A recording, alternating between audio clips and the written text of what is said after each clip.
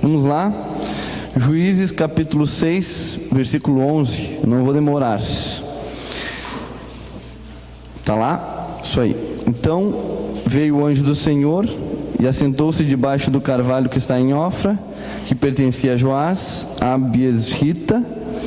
E Gideão, seu filho, estava malhando trigo no lagar para o pôr a salvo dos midianitas. Então o anjo do Senhor lhe apareceu e lhe disse: O Senhor é contigo, homem valente. Respondeu-lhe Gideão: Ah, Senhor meu, se o Senhor é conosco, por que nos sobreveio tudo isso? O que é feito de todas as maravilhas que nossos pais nos contaram, dizendo: Não nos fez o Senhor subir do Egito? Porém agora o Senhor nos desamparou, nos entregou nas mãos dos midianitas. Então se virou o Senhor para ele e disse: Vai nessa tua força e livra Israel das mãos dos midianitas. Porventura não te enviei eu? E ele lhe disse: Ah, Senhor meu, com que livrarei Israel? Eis que a minha família é a mais pobre em Manassés, e eu o menor na casa de meu pai. Tornou-lhe o Senhor: Já que eu estou contigo, ferirás os midianitas como se fossem um só homem. Pai, nós te louvamos, Senhor, pela tua presença neste lugar. Nós pedimos, Senhor, a tua graça. Pedimos, Senhor, que tu fale conosco pela tua palavra. Abre, Senhor, as mentes e os corações. Que sejamos, Senhor, confortados pela tua palavra nesta noite. Em nome de Jesus. Amém? Nós somos jovens, adolescentes, crianças, e a gente percebe uma coisa. Aqui a gente tem a história de um jovem chamado Gideão. E Gideão diz que ele estava malhando trigo no lagar para o pôr a salvo dos midianitas. Midianitas era um povo que atentava contra o povo de Israel na época.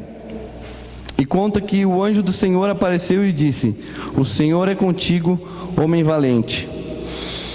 Primeiro ponto: como que Deus via Gideão? Pergunta para quem está ao teu lado: como que Deus via Gideão?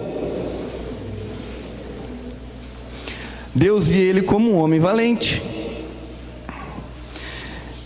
Então, continuando o texto: Ah, Senhor meu, se o Senhor é conosco, por que nos sobreveio tudo isso? E ele começa a se lamentar: cadê os Deus que fez os milagres na vida dos nossos pais, que fez no passado? E aí Deus olha para ele de novo e fala: Vai nessa tua força e livre Israel das mãos dos midianitas. Porventura não te enviei eu? Como que Deus vê de novo Gideão? Como homem forte. E ele olha para ele e fala o seguinte: Mas como, Deus, se a minha família é mais pobre e eu sou o menor da casa de meu pai?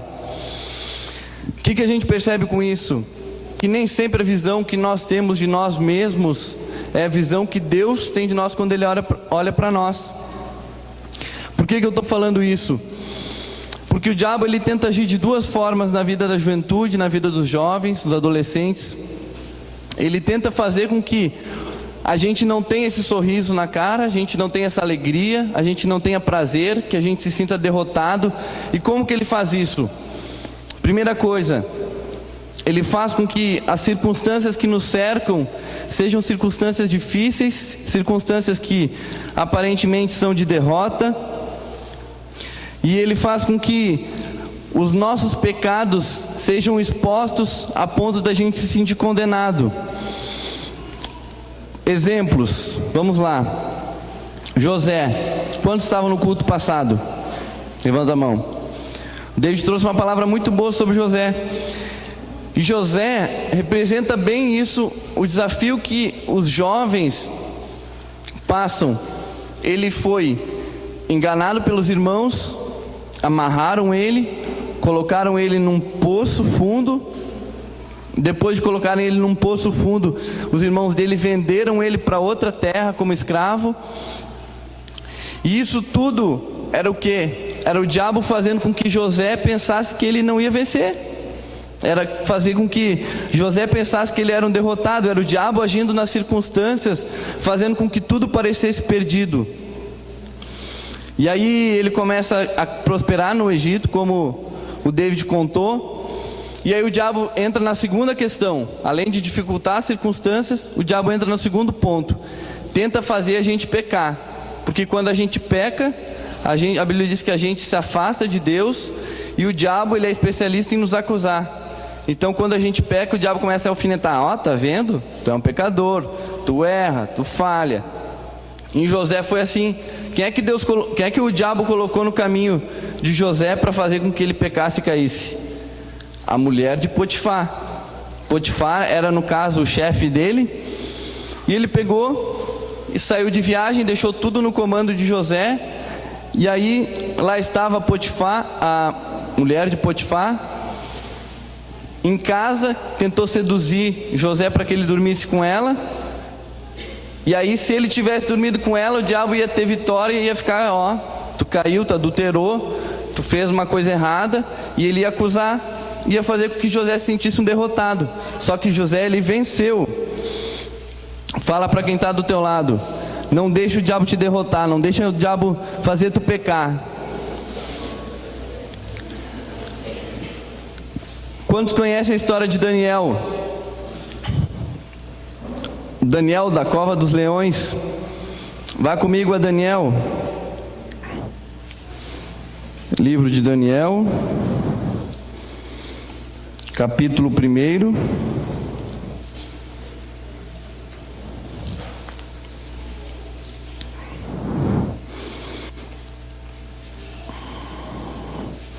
Versículo 3. Daniel, capítulo 1, versículo 3.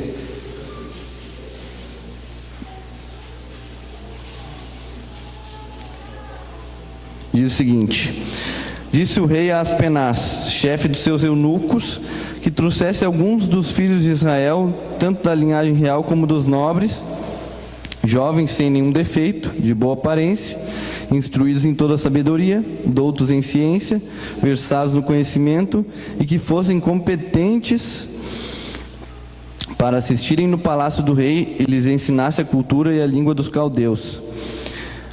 Versículo 7. O chefe dos eunucos lhes pôs outros nomes, a saber, o Daniel, ele botou o nome de Beltessassar, o Ananias, o de Sadraque, Misael, o de Mesaque, o de Azarias, e o de... Vamos de novo. Daniel, Beltessassar, Ananias botou o nome de Sadraque, Misael de Mesaque, e de Azarias botou o nome de Abednego. Versículo 8. Resolveu Daniel firmemente não contaminar-se com as finas iguarias do rei, nem com o vinho que ele bebia. Então pediu ao chefe dos eunucos que lhe permitisse não contaminar-se. O que era isso? Babilônia tinha mandado vir alguns dos filhos de Israel. Era como se um outro país tivesse conquistado o Brasil e dito assim: ó, escolham meia dúzia de rapazes que fossem inteligentes, bonitos, que tivessem boa eloquência, e vamos levar eles lá para a Argentina, para eles aprenderem a nossa cultura, para eles aprenderem a nossa língua e ficar sob domínio nosso. E foi isso que aconteceu. Eles foram para Babilônia, uma terra distante, e não bastasse eles terem que servir a outros deuses, que era o que eles queriam tentar fazer com que eles se submetessem a servir a outros deuses, mudaram o nome deles, mudaram a cultura deles, e agora eles queriam fazer um negócio diferente. Eles queriam que eles comessem a mesma comida deles, bebessem o vinho que o rei bebia. E aí ele decidiu, o que decidiu? Versículo 8, resolveu Daniel firmemente não contaminar-se com as finas iguarias do rei. Mesma coisa que José, o diabo vem com duas tentativas: dificulta o contexto que a gente vive, dificulta as situações que estão ao nosso derredor, e não bastasse isso, eles fazem com que a gente peque para de novo nos acusar. E aí o que Daniel fez? Ele falou: não, eu não vou pecar. Seguinte, ó, eu vou comer só legumes, eu vou tomar só água, e eu vou ver o que vai acontecer. E aí o cara autorizou eles a fazerem isso. Eles comeram só água e legumes, E depois de um tempo eles perceberam que eles eram mais inteligentes, que eles ficaram mais bonitos, que eles ficaram com a melhor aparência do que todos os outros. Quantos conhecem a história de Moisés? Quantos sabiam que Moisés foi considerado o homem mais manso que já viveu na terra? Moisés, ele nasceu no Egito, viveu como um dos filhos de Faraó. Ele tinha todas as regalias que um filho de Faraó tinha. E em determinado momento ele vê que Moisés, sendo filho de uma judia, ele vê um egípcio brigando com um israelita, e ele vai lá, se mete na briga, afasta e mata o egípcio. E nesse contexto ali, ele mata o cara e ele vai para o deserto fugido, achando que todo mundo ia vir, ia tentar derrotar ele. E lá no deserto ele passa 40 anos sem as regalias de um filho de Faraó, sem os benefícios de morar numa cidade grande. Ele passa no deserto 40 anos. E eu imagino na mente dele ele pensando: bah, eu tinha tudo na casa do rei, eu tinha tudo com Faraó, eu tinha os benefícios, eu podia casar com quem eu queria, eu podia comer o que eu queria, quando eu queria, e eu acabei matando um homem, matando um egípcio, e agora tudo vai ser diferente, tudo vai ser difícil, e eu não vou vencer. Eu imagino Moisés pensando isso por 40 anos, que foi o tempo que ele ficou no deserto, pensando no que fez. E 40 anos depois, Deus chama Moisés, aparece numa sarça ardente, mostra para ele que os pecados dele podiam ser perdoados, que Deus não condenava ele mais, e ele passa a ser um homem usado por Deus. Por que eu estou falando isso? Porque as dificuldades que o povo de Deus enfrentou no passado, no Velho Testamento, no Novo Testamento, a gente vai falar um pouquinho sobre Pedro, não são em nada diferentes das dificuldades que a gente enfrenta hoje. Fala para quem está do teu lado, as lutas são as mesmas. E o diabo continua agindo da mesma forma. Ele dificulta o nosso contexto do dia a dia, ele manda lutas, ele manda adversidades para a gente. E não bastasse isso, ele nos acusa dos nossos pecados. E é por isso que às vezes alguém que cometeu um crime, alguém que usava drogas, alguém que presenciou uma cena trágica, passa a vida inteira às vezes sofrendo, com dificuldade, e a gente vai ver a origem disso, é a mesma forma que o diabo vem agindo. Aqui a gente vê o diabo agir assim na vida de Daniel, na vida de José, na vida de Moisés. Quantos conhecem a história de Davi? Mesma coisa. Davi era da menor família. Dos filhos, ele era um menorzinho, ruivinho, feinho, tinha tudo para dar errado. Deus vai lá e diz: ó, seguinte, ó, eu escolhi aquele ali. E aí Davi olha para ele e fala: mas como Deus, se eu sou da família mais fraca, eu sou pobre, eu sou mais feio e mais fraco dos meus irmãos, por que tu escolheu eu? E aí, isso tudo o diabo tentando fazer com que ele fosse um derrotado. Não bastasse isso, o diabo ainda tenta fazer ele pecar para ter do que acusar ele. Então ele está, depois de ter se tornado rei, ele está no palácio dele, todo mundo em guerra, lutando, e ele está no palácio dele, ele vai para a área do palácio dele. Quando ele está na área, ele olha para a vizinha, e a vizinha está pelada tomando banho. E a vizinha se chamava Betseba. E não bastasse ele olhar ela, que já era errado, porque ele não era casado e a mulher tinha esposo, ele vai, manda trazer a mulher, dorme com ela mesmo sabendo que ela não era esposa dele e que ela tinha outro marido. Não bastasse ele fazer isso, ele ainda mandou matar o marido. E Davi era o homem segundo o coração de Deus, mas o diabo agia da mesma forma, nas circunstâncias, e vinha tentar ele, para que ele caindo, passasse a ser acusado todo dia, viveu uma acusação, até que um dia ele falou: Deus, enquanto eu calei os meus pecados, os meus ossos envelheceram. Então é o seguinte, eu reconheço, eu errei, me perdoa, muda o meu coração, muda a minha vida. E assim é com a gente. A gente tem lutas, a gente tem desafios, e o diabo ele sempre vai tentar fazer o quê? Com que a gente erre. Que daí no momento que a gente erra, a gente já acha que Deus não ouve a nossa oração mais. A gente já acha que Deus já está longe da gente, que tudo que a gente vai fazer vai dar errado. Sendo que na verdade Deus ele está olhando para a gente tentando dizer assim: filho, tu errou, pede perdão, se arrepende, volta atrás e vamos continuar junto. Mas o pecado, a Bíblia diz que ele nos afasta de Deus. Então quando a gente erra, ao invés da gente se aproximar de Deus, a gente se afasta de Deus e acaba desagradando ao Senhor. Quantos conhecem a vida de Pedro?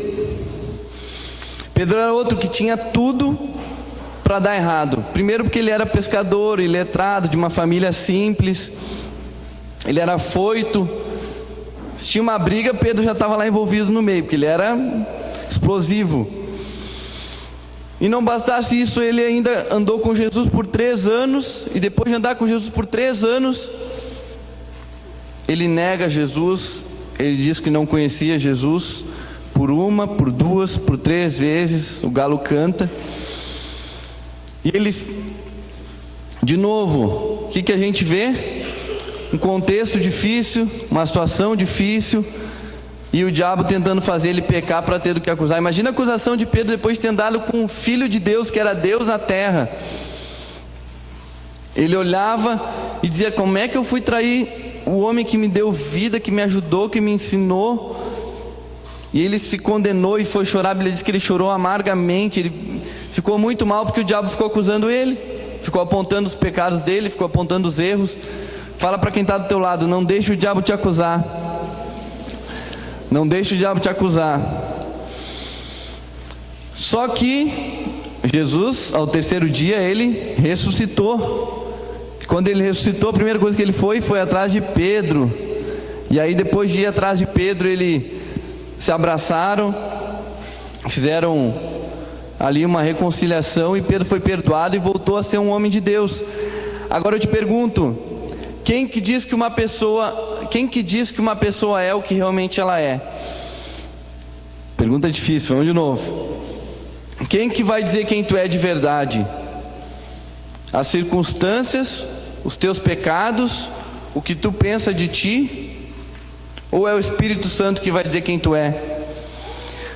Porque Pedro olhava para si e se via um pescador simples e letrado. Agora Deus olhava para ele e via um evangelista, um homem cheio de Deus, um apóstolo, que foi o que ele se tornou. Fala para quem está do teu lado: tu é o que o Espírito Santo diz que tu é. Tu é o que Deus diz que tu é. Sabe por que isso? Abra comigo lá em Mateus 7.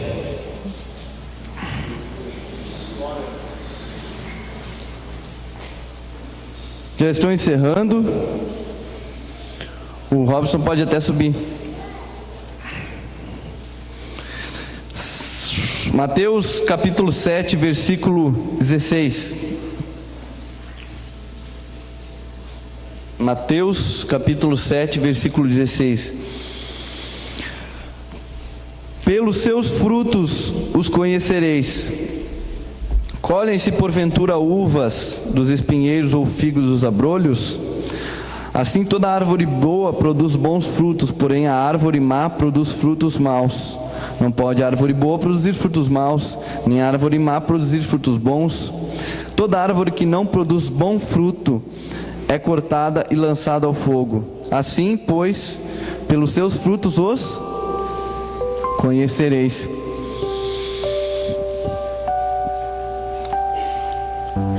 O que define o que a gente é, o que define como a gente está com Deus, é os frutos que a gente dá.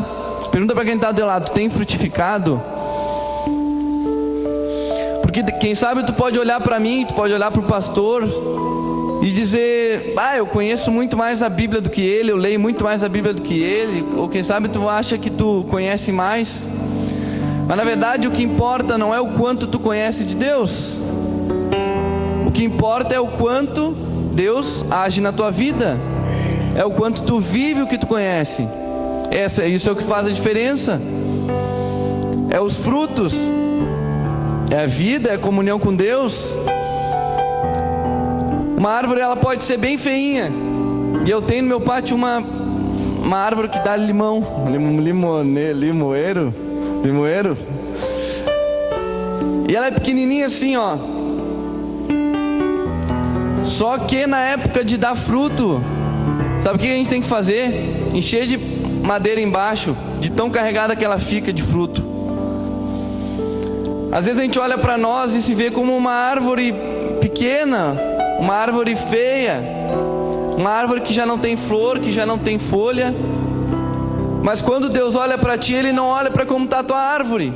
Ele olha para o quê? Para os frutos. Isso é o que é mais importante.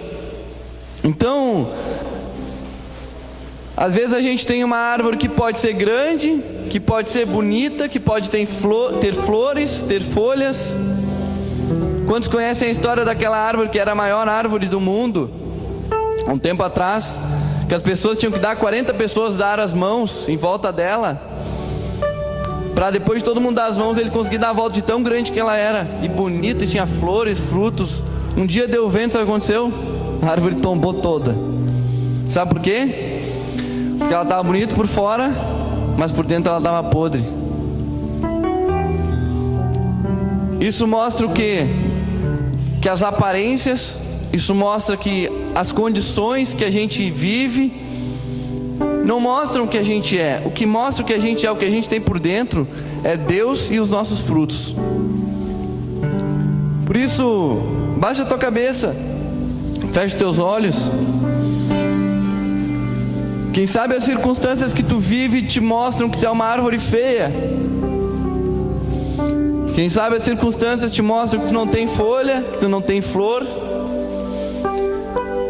Deus, Ele manda te dizer que não importa nada disso se tu está dando fruto, se tu está frutificando, se os teus frutos são bons. Quem sabe tu vem de um contexto ruim e o diabo ele continua atacando até hoje. Jesus foi tentado. O diabo tentou fazer com que Jesus errasse para ele ter do que ser acusado. Só que Jesus era Deus. E aí Jesus não errou, não tinha do que ser acusado.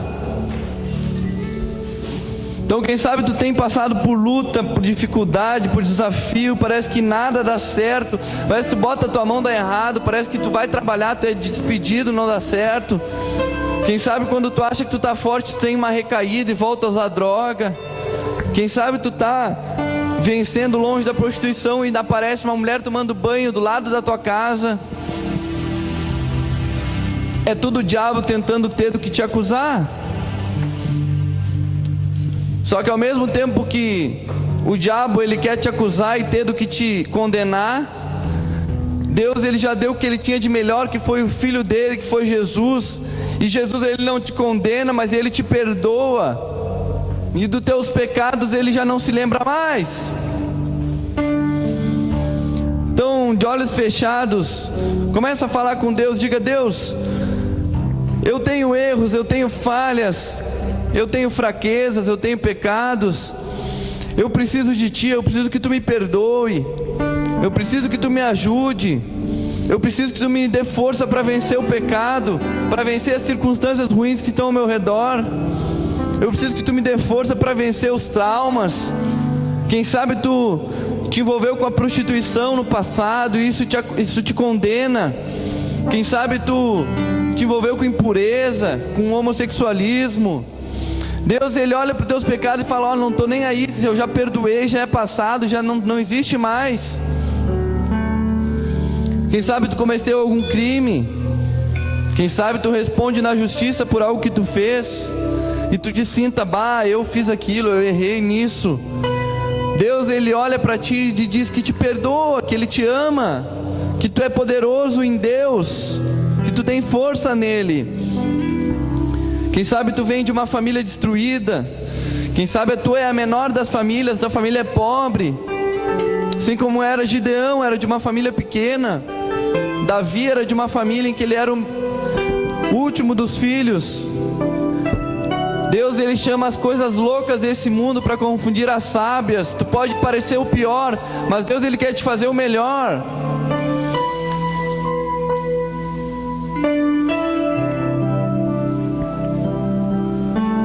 Deus quer que tu dê fruto. Quem sabe tu conhece a palavra, quem sabe tu tem vindo aos cultos, quem sabe tu acha que já fez bastante. Deus, ele manda te dizer que o teu passado não importa muito. Ele quer que tu frutifique hoje. Ele quer que tu dê fruto hoje.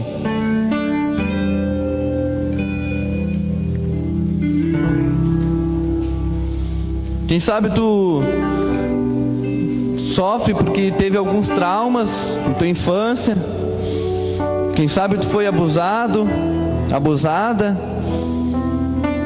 Quem sabe tu foi espancada pelos teus pais, padrasto.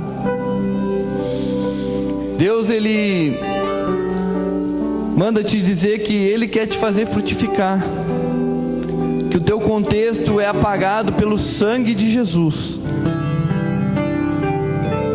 Nós vamos cantar uma canção e ainda no teu lugar sentado, começa a orar, começa a dizer: Deus, fala comigo. Começa a dizer: Deus, eu abro meu coração para Ti, eu preciso de Ti, eu quero ser um jovem de vitória, eu quero que Tu transforme a minha vida, eu quero que Tu transforme o meu coração, eu quero dar fruto e fruto que permaneça.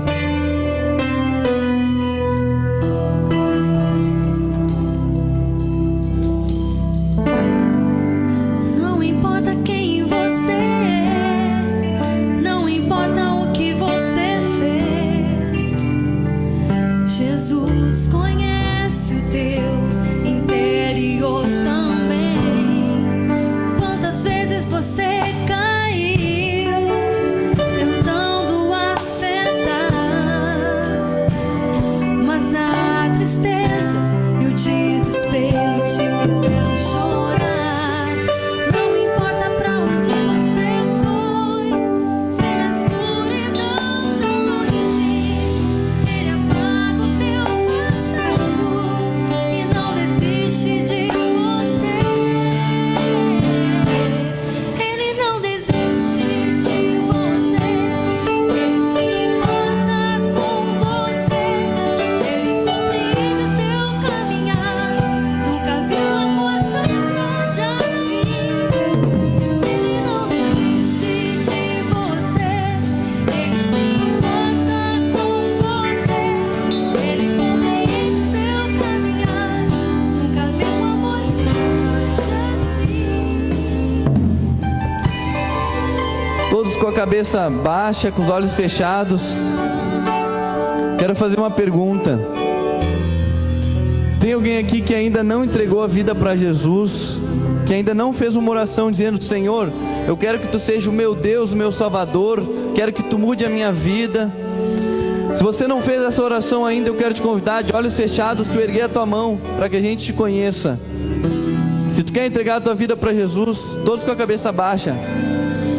Se tu quer dizer: Deus, eu quero que Tu mude a minha vida, eu quero começar a dar fruto, eu quero ter um futuro diferente. Se tu quer entregar a tua vida para Jesus, levanta a tua mão aí no teu lugar agora. Amém. Amém.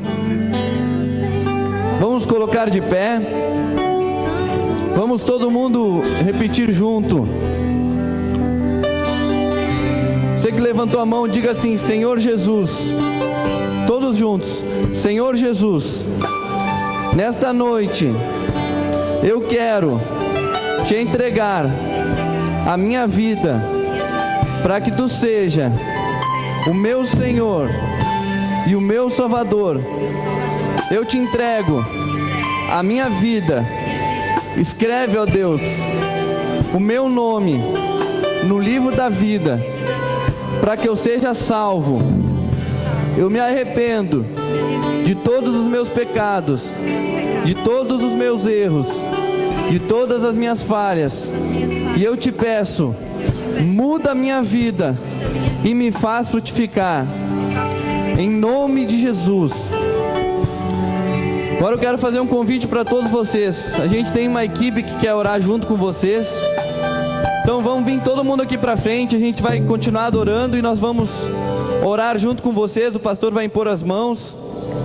Venham todos aqui na frente. O louvor pode continuar tocando.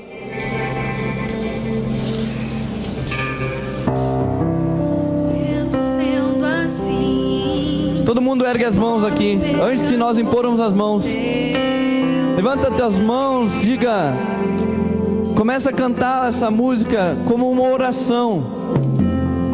Diga assim: Deus, mesmo eu sendo pobre, fraco, pecador, mesmo sem eu merecer, eu sei que Tu me amas. De olhos fechados, diga: Deus, Tu me amas, Senhor.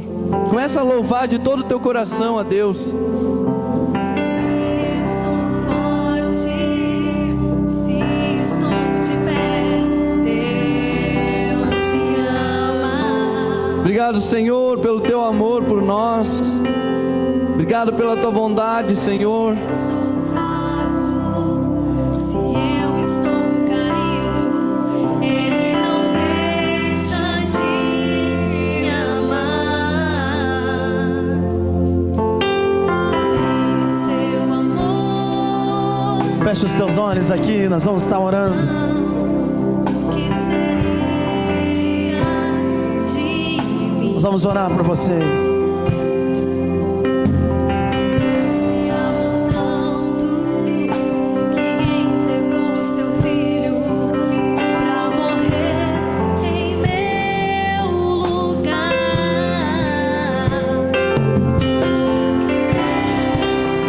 Deus me ama, e Seu amor é tão grande. Deus te ama, jovem, Deus te ama. Deus me ama, Deus te ama. sempre de braços abertos pra mim.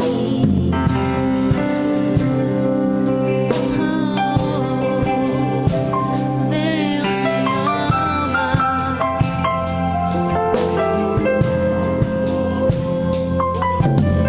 Mesmo sendo assim, pobre pecador, Deus me ama.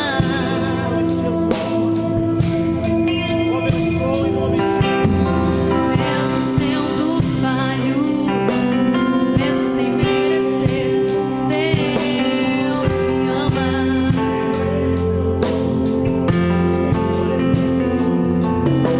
Se estou forte, se estou de pé, Deus me ama. Mas se estou fraco, se eu estou caído, Ele não deixa de me amar. Sem o Seu amor, sem o Seu perdão, que seria de mim? Deus me amou tanto. Deus te ama. Que